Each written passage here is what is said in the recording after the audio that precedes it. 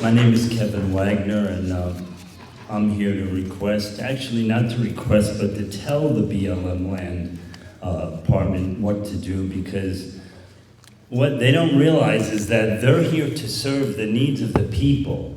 So if they're going against the needs of the people and doing something without our permission, that's considered stealing in the laws of this land. And I just wanted to point out another fact here is that where is the city council members and the mayors of these three towns? We have the janitor over here, but the mayors and the city council members aren't here. I moved here from New York 5 years ago, and after I moved here, I found out that this was the top 10 safest place in America to live, one of the top 10.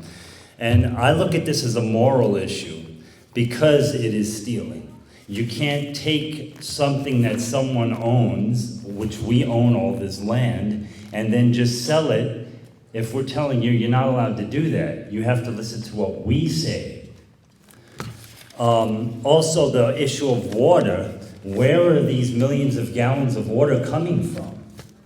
If we have all this extra water to give to an energy company to shoot into the ground, why don't we get our irrigation shares increased and our city tax lowered on how much limit we could use? Health issue. Someone already talked about the hunting. I'm going to hit it from a health perspective. I've been a health practitioner, and I destroyed my health, my endocrine system for a while, about 15 years ago, from some stupid things I did, overworking, undereating. And it's literally taken me 15 years to get back on track. I have all this white hair because I prematurely aged, and what people don't realize is when you destroy your endocrine system, you destroy your whole body, how your whole body functions, your adrenals, your pituitary, your thyroid, parathyroid, hypothyroid, pineal gland. And it's only because of living here and eating all this good meat over the last 4 years that I've been able to get my health back. And what we're looking at here is a potential massive healthcare issue. It's not like some people will be sick. Everyone in this room and everyone who decided not to come here will be sick forever if they continue to live here. And economy-wise, I'm a produce dealer. I deal with a lot of the people here. I bring the produce over to Aspen. The Roaring Fork Valley comes here just for the safety, for the peace of mind, knowing that their produce is coming from over here. And I hopefully would like to end up sending truckloads of stuff back to Hunts Point, New York. So thank you for your time. Right up here. Hi, my name's Kay Hanna, and I live on, first I want to thank Senator Schwartz and all of you for being here to listen to our concerns today, everybody for speaking and coming. I live out on Crawford Road, and I'm a Bone Mesa Water District tap holder. I own shares of the Minnesota Canal and Reservoir Company, and I also have one adjudicated and several other springs on my property. I've written letters to the BLM addressing the specific parcels and issues of concern, so I'm not going to re-enumerate them all here because there's a lot of them that affect all those things. But overall, I feel that there are way too many unanswered questions about the effects of gas and oil exploration on our air and water quality and quantity, our wildlife, the natural landscapes, the traffic impacts on our small rural roads that have, users from sheep and cattle drives to motorcycle rallies, and there are no shoulders. Light pollution, day and night trucks, and all the other, negative things that people have brought up, and including the consequences of the associated seismic activity that threatens not only our water storage and conveyance, but also, the coal mines on which our economy depends a lot. I would like to see the industry banned from all of these parcels forever, all 22 taken off the list and never let back on because of all the things people have said about the beauty and the pristine quality of where we live, and because there have been so many other problems other places in the country, including close to home like silt and rifle. But at the very least, I would request that the BLM not move forward with leasing any of these parcels, until the resource management plan is updated, including a fully compliant environmental impact statement, answering all the questions and concerns that people have raised here.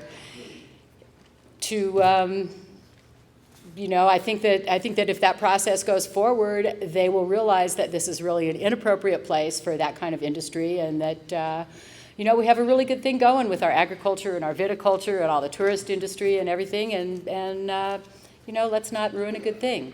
Thank you for your time. Thank you.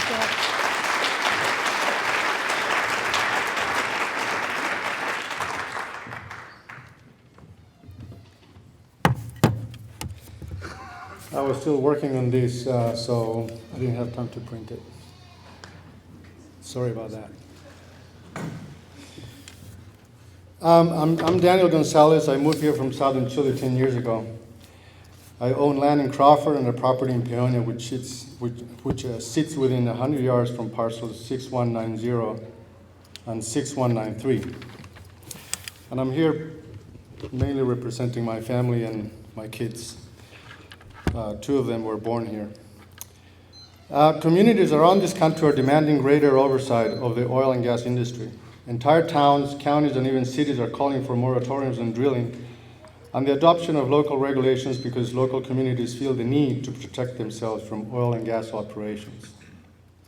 In the last 5 years, hundreds, if not thousands, of complaints in multiple states have been filed with state and federal agencies from people suffering from headaches, nausea, respiratory problems, odors so severe that people could not be outside, skin and eye irritation, loud noises, heavy dust, and constant truck traffic transporting waste and toxic chemicals. According to one 2008 report from the Colorado Department of Public Health and Environment, charged with investigating health concerns due to air and water pollution from drilling in Garfield County, which by year 2025 could have as many as 20,000 wells, noted, and I quote, "It should be noted that the estimated theoretical cancer risk and non-cancer hazards for benzene in the oil and gas development area appear to be significantly higher than those in the urban and rural areas, causing some potential concern. These elevated levels are an indicator of the increased potential for health effects related to benzene exposure in the oil and gas development area," end of quote. Also, according to a report from the Colorado Oil and Gas Conservation Commission, during 2010, over 400 spills and releases were reported in the state, but nobody really knows how many more spills take place at any given moment, since the reports come primarily from well operators. By now, everyone knows, including our state and local officials, that fracking can and will contaminate our water and air. Technology fails and human errors happen. However, most companies will tell you that their operations have no significant impact on people's health, the air you breathe, or the water you drink. If so, then why has the industry spent millions of dollars fighting disclosure of chemicals and keeping their operations exempt from federal law that applies to all other industries but them, such as the Clean Air Act or the Safe Drinking Water Act? This valley we live in, and that we've chosen to raise our kids, is admired all over the state for its quality of life, which depends greatly on a clean environment that allows organic farms to make a profit, or hunters enjoy our beautiful landscapes while spending their dollars locally. I believe that because of the location and number of parcels recently nominated, most of them within yards from our drinking water sources, irrigation, schools, farms, and recreational areas, drilling in them represents a direct and clear threat to our way of life here. The BLM chose to include these parcels in their now 22-year-old resource management plan at a time when they had no understanding whatsoever of the impacts associated with drilling and fracking, and this makes their RMP obsolete. I'm here to ask to request to demand from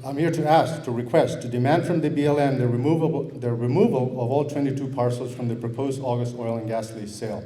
If gas proves viable in our valley and hundreds of wells came in, I can assure you that our quality of life will diminish, and you'll wish it never happened. If you don't believe me, visit Pinedale, Wyoming, where we used to spend our summers. In Pinedale, where the BLM has issued more than 50,000 permits to drill since 2000, an unusual coalition of hunters, ranchers, and environmentalists came together a few years ago to fight in federal court against further development of gas and oil around their town. They realized, a little too late, that life was better before drilling took over their community. Thank you.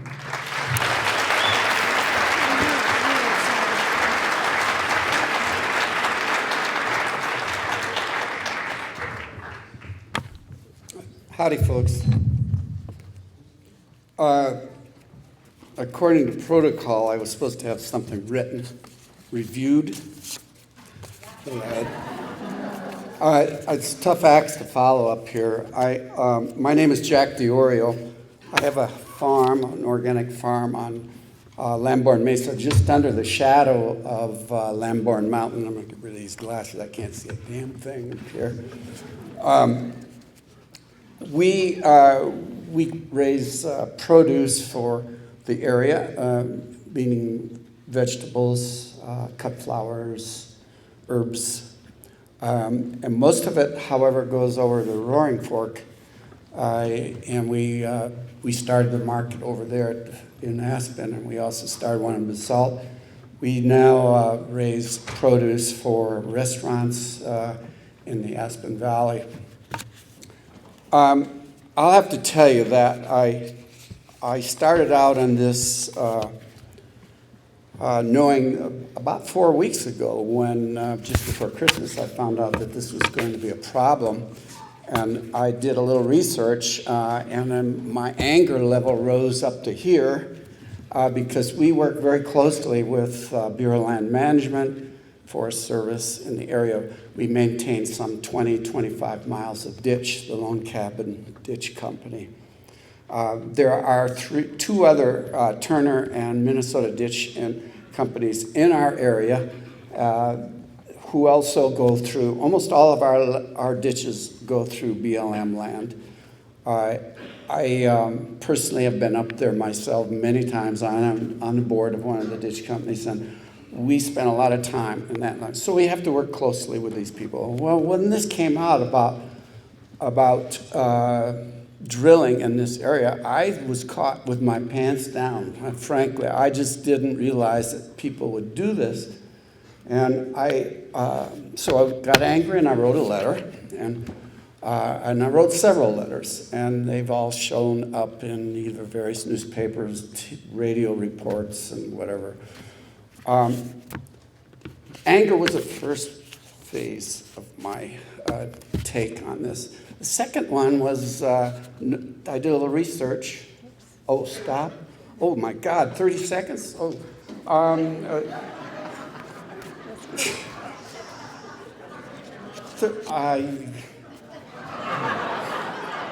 10 seconds are gone. All right, well, I'll tell you. The second one was depression, and you get depression at about 3 o'clock in the morning when everything is dark as hell outside, and you wake up realizing that this is the end of life. And Thank you, John.